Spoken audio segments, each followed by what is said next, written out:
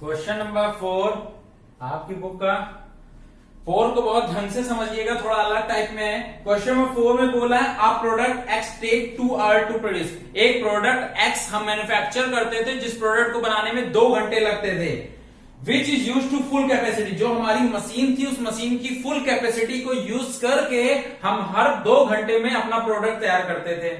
ठीक है, फिर क्वेश्चन लिखा है इट्स सेलिंग प्राइस, और जो प्रोडक्ट हम प्रोडक्शन कर रहे थे उसका सेलिंग प्राइस था क्वेश्चन में दिया हुआ 21 रुपए, और उसका मार्जिनल कॉस्टिंग है 13 रुपए। टोटल कॉस्ट नहीं, मार्जिनल कॉस्ट। मार्जिनल कॉस्ट क्या होता है? हर एडिशनल यूनिट को बनाने में कितना खर्चा आ रहा है? 13 रुपए का आ रहा है। ठीक है, उन्होंने क्वेश्चन में दिया कि हम एक प्रोडक्ट बनाते थे एक्स जिसको 2 घंटे में बनाते थे, 21 रुपए में बेचते थे, 13 रुपए की मार्जिनल कॉस्ट थी।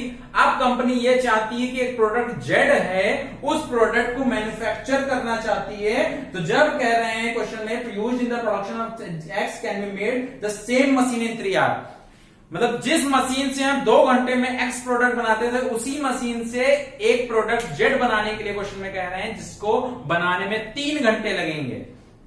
फिर क्वेश्चन बोल रहे हैं और जो प्रोडक्ट जेड हम बनाएंगे वो बिकने में बोल रहा है बिकेगा 20 रुपए का और बनेगा 10 रुपए में। मार्जिनल कॉस्टिंग 10 रुपए की दे रखी है। तो क्वेश्चन में आपसे बोला है बताइए कि it can be bought at net price of 20 rupees from the market. इस प्रोडक्ट जेड को हम बनाएं या 20 रुपए में जो मार्केट में बिक रहा है मिल रहा है वो हम खरीदें। मतलब क्वेश्चन में बोल रहे हैं कि जो जेड प्रोडक्ट हम बनाने के लिए कह रहे हैं जो 20 रुपए में मार्केट में बिक रहा है और 10 रुपए में हमें मार्जिनल कॉस्ट पड़ेगी, तो बताओ जेड प्रोडक्ट को बनाएं या ना बनाएं। तो जेड प्रोडक्ट को बनाने के लिए हमें क्या देखना पड़ेगा? हमें देखना पड़ेगा कि हम जो जेड प्रोडक्ट से कितना रुपए सेविंग कर रहे हैं और एक्स प्रोडक्ट से कितना रुपए कंट्रीब्यूशन हो रहा था। मतलब उससे कंपेरिजन करेंगे ना कि हमें एक्स प्रोडक्ट बनाने से ज्यादा फायदा हो रहा था कि जेड प्रोडक्ट बनाने से ज्यादा फायदा हो रहा था। कैसे? देखिए मैंने कुछ लिखा हुआ है as the full capacity of machine. जो क्वेश्चन में गिवन था बस मैंने वही लिखा है अपने वर्ड्स में। As the full capacity of machine is being utilized in the product of X,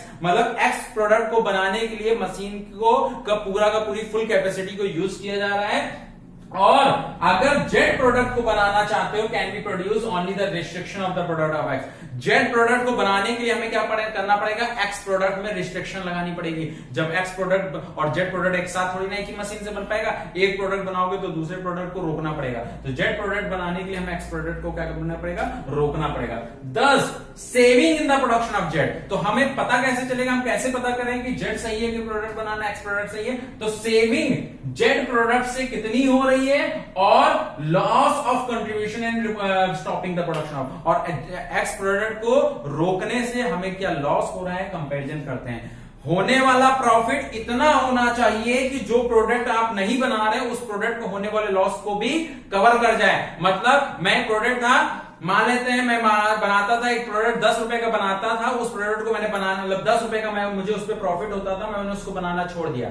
लेकिन दूसरा प्रोडक्ट मैं बना रहा था वो 40 रुपए में बिक रहा था, 40 रुपए का प्रॉफिट होता। 40 रुपए का प्रॉफिट मेरा इतना ज्यादा है कि ये जो 10 रुपए का लॉस है इसकी कोई दिक्कत नहीं। तो 40 रुपए के प्रॉफिट ने 10 रुपए के लॉस को रिकवर कर लिया, मेरे को 30 रुपए तब भी प्रॉफिट हो रहा है। लेकिन अगर मुझे इस पे 10 रुपए का प्रॉफिट हो रहा था और मैं जो नया प्रोडक्ट बना रहा हूं उसमें मुझे अगर मान लेते हैं कि 8 रुपए का प्रॉफिट हो रहा है या 12 रुपए का भी प्रॉफिट हो रहा है, जो कुछ भी प्रॉफिट हो रहा है, मतलब इसके लॉस को भी उसमें कवर करने की क्षमता होनी चाहिए, तभी हम अगला प्रोडक्ट बनाएंगे। ठीक है, यही मैंने लिखा है saving in the production of Z will have to compare in the loss of contribution in the stopping of production, मतलब प्रोडक्शन ऑफ एक्स। एक्स के रोकने से, एक्स प्रोडक्ट को रोकने से जो भी लॉस हो रहा है उस लॉस को इनकी सेविंग से कंपेयर करो, तब पता चलेगा। देखते हैं कैसे कंपेयर करेंगे। जेड से सेविंग कितनी हो रही है? खरीदोगे 20 रुपए में, मार्जिनल कॉस्टिंग है 10 रुपए की, सेविंग हो रही है 10 रुपए की। ओके, 20 माइनस 10, 10 रुपए की। अब एक्स प्रोडक्ट से देख लो, बेच रहे थे 21 में, उसकी मार्जिनल कॉस्ट थी 13 रुपए की, उसमें कितने का हमारा हो रहा था? 8 रुपए का। लेकिन एक चीज ध्यान देने वाली बात है, ये 2 घंटे में तैयार हो रहा था प्रोडक्ट और ये 3 घंटे में तैयार हो रहा था। तो यहां 3 घंटे काम करके हम 10 रुपए बचा रहे हैं और यहां 8 रुपए कमा रहे हैं, हम बचा रहे हैं 2 घंटे काम करके। तो कंपैरिजन करते हैं, हमें 3 घंटे के हिसाब से नहीं, क्योंकि ये प्रोडक्ट 3 घंटे में तैयार हो रहा है तो ये प्रॉफिट को भी हमें 3 घंटे में कन्वर्ट करना पड़ेगा। तो 3 घंटे के हिसाब से कैसे करोगे? 2 घंटे में अगर 8 रुपए तो 8 डिवाइड बाय 2, और हमें कितने घंटे का चाहिए? 3 घंटे का। 8 डिवाइड बाय 2 मल्टीप्लाइड बाय 3, हमें 3 घंटे में कितना होगा? 12 रुपए का लॉस हो रहा है। 12 रुपए का लॉस हो रहा है। यहां तो देखने में पता चला 8 रुपए का हो रहा है, ठीक है, यहाँ 10 रुपए प्रॉफिट हो रहा है, 2 रुपए हमने सोचा तब भी तो बच रहे हैं, 10 रुपए यहां बच रहे थे, 8 रुपए उसमें नुकसान हुआ तब भी तो हमारे 2 रुपए प्लस में चल रहे हैं। लेकिन ये तो 2 घंटे का 8 रुपए का, 3 घंटे का कितना मुझे लॉस हो रहा है, 12 रुपए का। और यहाँ पे कितना रुपए का बता रहा है मुझे प्रॉफिट हो रहा है, 10 रुपए का। 10 रुपए का प्रॉफिट हो रहा है, वहां 12 रुपए का लॉस हो रहा है, 2 रुपए अभी भी हम निगेटिव में चल रहे हैं। अब आप कॉमन सेंस लगाइए कि यहाँ 10 रुपए का प्रॉफिट, वहां 12 रुपए का लॉस, तो मेरे लिए ये प्रोडक्ट को रोकना क्या मेरे लिए फायदेमंद होगा? नहीं, ये मैं रोक दूंगा तो मुझे 12 रुपए का नुकसान होगा, जो कि इसके मुकाबले कम है। इसलिए मुझे इस प्रोडक्ट को बनाते रहना चाहिए और इस प्रोडक्ट को मार्केट से खरीदना चाहिए। ये मैंने बताया, इसी को मैंने नीचे समझाया, समझिए समझ में आ गया। पहले ये यहां 10 रुपए की सेविंग हुई, सेलिंग मार्केट प्राइस में से मार्जिनल कॉस्ट को माइनस कर दिया, वैसे इसमें मार्केट प्राइस में से मार्जिनल कॉस्ट को माइनस कर दिया। 8 रुपए का प्रॉफिट हो रहा है, कंट्रीब्यूशन है 2 घंटे का, यहाँ 10 रुपए का है 3 घंटे का, तो इसको भी 3 घंटे के हिसाब से हमारा कन्वर्ट किया, यहाँ 12 रुपए का आ रहा है, लेकिन यहाँ कितना आ रहा है 10 रुपए का, 2 रुपए का हमें लॉस हो रहा है। यही मैंने नीचे समझाया है। It is clear that in production of component Z that will be saving of 10 rupees. Saving कितने रुपए की कर रहे हैं ये? 10 रुपीज की।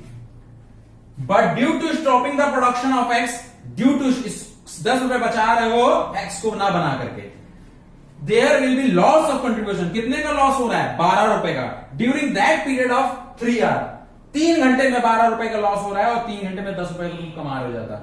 Then there will be net loss 2 rupees. 2 rupees का भी लॉस हो रहा है, 12 माइनस 10 2 रुपए का पर 3 आवर, हर 3 घंटे में 2 रुपए का लॉस हो रहा है। इस वजह से therefore the company should not make the component Z है। ये आपको आंसर देना है, कंपनी जेड कंपोनेंट को नहीं मैन्युफैक्चर करेगी, बल्कि but it should purchase. Manufacture करने की बजाय उसको क्या करना चाहिए? मार्केट से खरीदना चाहिए, तो फायदेमंद रहेंगे। ये आपका क्वेश्चन नंबर 4 था।